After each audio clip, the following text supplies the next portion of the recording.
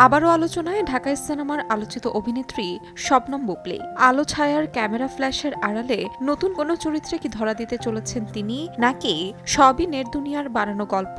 এই প্রশ্নই ঘুরপাক খাচ্ছে সোশ্যাল মিডিয়া জুড়ে।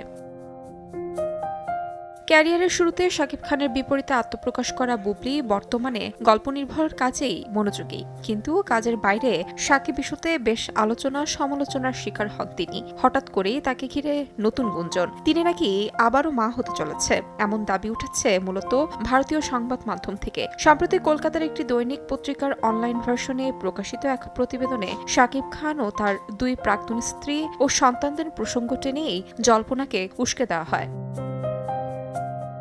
সম্প্রতি এক অনুষ্ঠানে বুবলীর উপস্থিতি যেন সেই গুঞ্জনকে আরও তীব্র করেছে।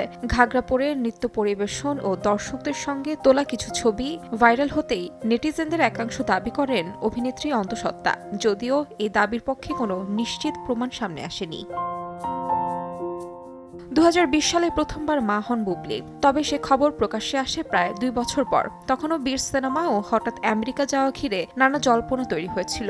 পরবর্তীতে বুবলী নিজেই জানিয়েছিলেন ফিল্ম সংক্রান্ত কোর্সের জন্যই নিউ ইয়র্কে গিয়েছিলেন তিনি।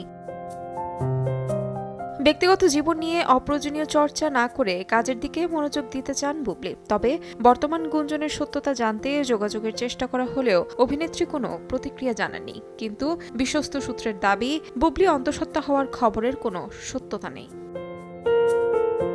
তাহমিনা তন্নি, সময় সংবাদ।